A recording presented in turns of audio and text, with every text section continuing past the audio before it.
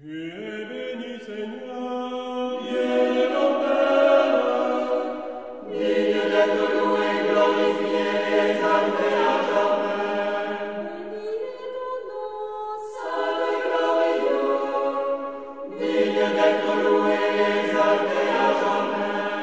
tu es béni Dans dans ton temple saint, digne de suprême louange et de gloire à jamais. Tu es béni sur le trône de ton royaume, digne de suprême louange et d'exaltation à jamais.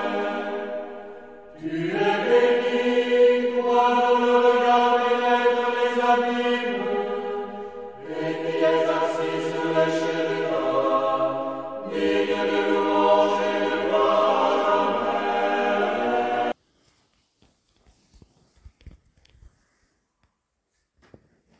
Au nom du Père et du Fils et du Saint-Esprit.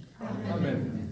Je me réjouis d'être parmi vous pour cette assemblée d'abord que nous avons eue hier et puis pour cette divine liturgie. Comme je le disais tout à l'heure, c'est l'accomplissement de l'assemblée parce que le cœur de notre vie, c'est la vie liturgique et la célébration des saints mystères. Et vous avez peut-être entendu et remarqué qu'aujourd'hui, le Prélégendum, vraiment le début de la liturgie qui donne le ton à la liturgie, dit cette phrase « Tout est soumis à ta volonté, Seigneur.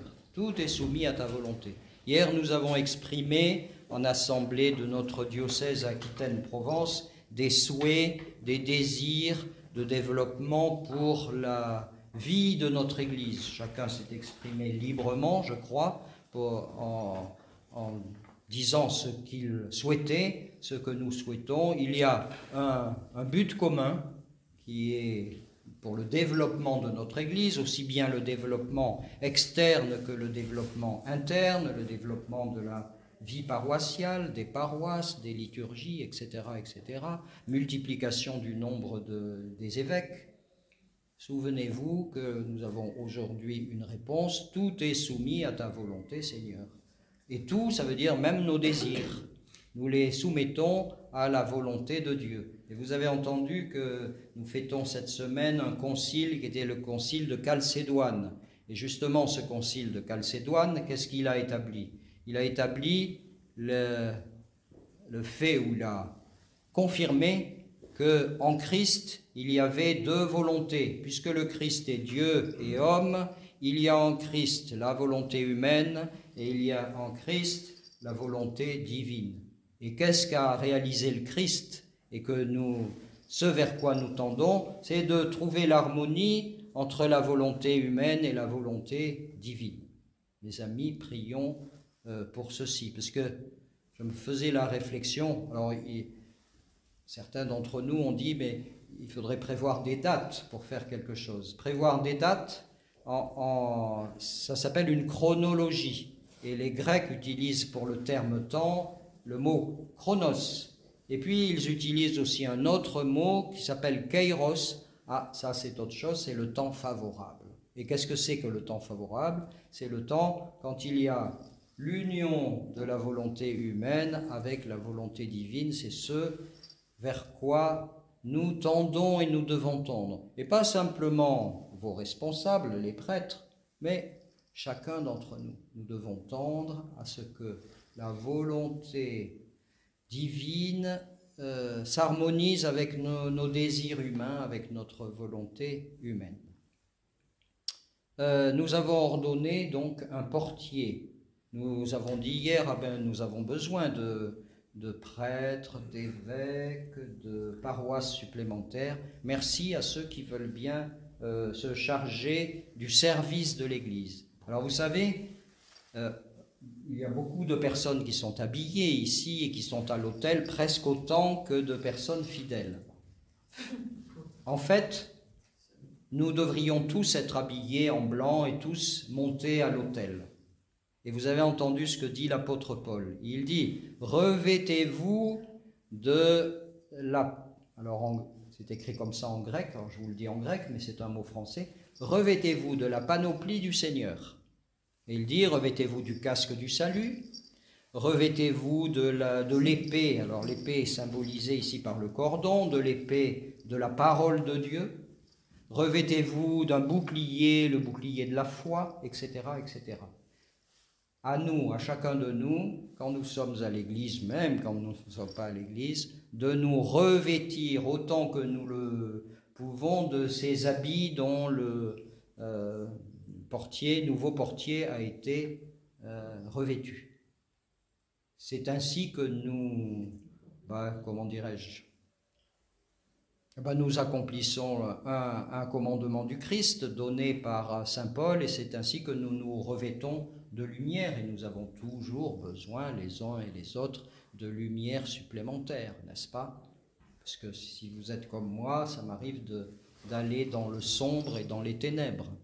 Et saint Paul dit, revêtez-vous des armes de lumière, du casque du salut, du bouclier de la foi.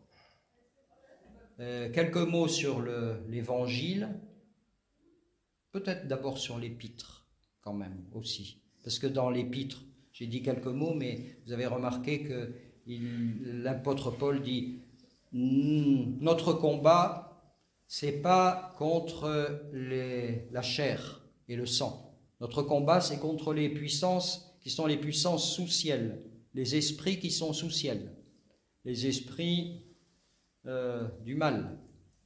Notre combat, c'est pas les uns contre les autres. Notre combat, c'est d'abord en commençant contre les esprits sous ciel. Et pour ça, c'est un combat de chacun d'entre nous. Tous, nous pouvons faire ça. Quelle est la caractéristique des esprits sous ciel? C'est qu'ils se présentent en habit de lumière. Et ils sont, comme disait l'évêque Jean, ils sont troubles. Parce qu'à la fois, il y a de la lumière, ils sont angéliques, et à la fois, il y a la puissance des ténèbres en eux. D'où l'importance de discerner, d'essayer de discerner ces esprits sous ciel, qui quelquefois s'habillent en habits de lumière. Et donc là, nous avons aussi un travail à faire à chacun, et c'est le travail de l'Église. Voilà, tout simplement. Alors maintenant sur la remise des dettes, et puis je terminerai là-dessus, quoi dire? On pourrait dire beaucoup de choses, mais vous savez que c'est au cœur de la prière du Notre Père. Nous allons le dire tout à l'heure, au cœur de cette prière, remets-nous nos dettes comme nous remettons à nos débiteurs. Je crois que l'évangile était clair, la parabole du Christ était claire. Il y a quand même deux temps. Il y a le premier temps où le premier serviteur dit « Seigneur, fais-moi miséricorde ». Vous savez, celui qui devait une très grosse somme, 10 000 talents, c'est énorme. Ça mesure peut-être l'éloignement entre nous, ce que nous sommes, et Dieu qui est au-delà de tout. Une très grosse somme, énorme. Et dit « Seigneur, fais-moi miséricorde ». Et le Seigneur lui fait miséricorde. Ainsi, il est bon que nous commencions comme cela. « Seigneur, aie pitié ».